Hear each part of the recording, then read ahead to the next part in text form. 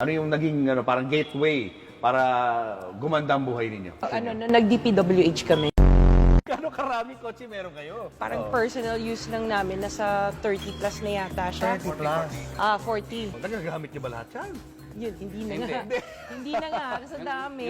So, mostly American car siya. Sabi nila, white and black. Yung Lincoln Navigator siya. Black and white. Yes. GMC Denali. So, black and white version din siya. Walang ganito sa Philippines. Sa YouTube? Oo, nasa Grand Wagoneer. Pinaship ko from the US. From the US. Nagmamaneho ka rin? Marunong mag-drive, left, right. Di marunong mag-park. Si Suburban. Tsaka si Wow, ganda. Alphard, Dodge Ram. And then the Tundra na Toyota. Imported din to, no? Yes. Ano walang ganito dito, no? And then the Toyota Sequoia. This is the TRD Pro. So more sports, tapos ito yung capstone, yung high-end niya. X5, tsaka yung F8 na Jaguar. Jaguar naman to. Yeah. Altera. Ano na to, hindi na nag-reproduce to. So Mercedes-Benz yan, GLS. It's one of the S-Class series ng Benz. And then the Volvo XC90. Ito yung gusto ko na dati na unang bilhin. Nung nabili na namin siya, hindi ko na ginagamit. This is one of the most expensive purchases na kotse noon. Nabili namin. This is the autobiography Range Rover. Range Rover. The Evoque. Oo, gusto ko sana maliit lang. Tsaka yung kulay niya kasi gusto ko red.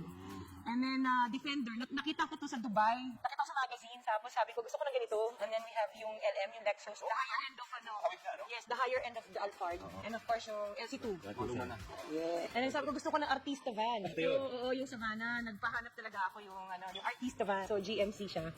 Unang bili namin ng white na Cadillac, dumating tong Ford Bronco. Binalik to. So, this is one of the first editions of the Ford Bronco. So, yung Benz GLE. Tapos ito yung X7. Nung lumabas siya, bumili kami kaagad. Tapos we have yung Sprinter. Isang Artista van din siya. Showbiz na showbiz. Artista ba naman? Ito naman, the Gladiator. This is my son's car birthday gift namin sa kanya to. Ito. This is the Porsche, yes. Sabi namin, gusto namin makakaano ng medyo parang sporty, pero hindi namin nagagamit. And then we have the Maserati. Maserati? Yes. So nung lumabas siya, bumili kami ng Maserati, itong model na to. Hindi rin siya nagagamit. G63. Matte finish siya. So very rare yung ganitong kulay. Benz na Avantgarde. Ito yung Bentley.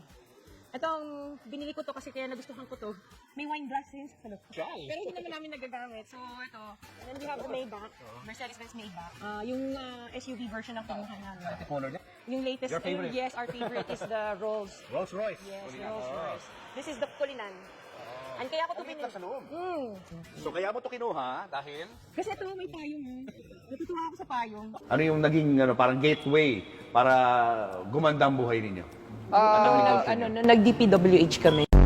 Siyam pala na kumpanya ng mga diskayang nakasungkit umano ng bilyones na kontrata para sa flood control project. Sa pagsusuri ng Billionaire News Channel, aabot sa halos 31.6 billion pesos o mahigit 6% ang flood control projects na posibleng hawak ng pamilyang Diskaya sa buong bansa.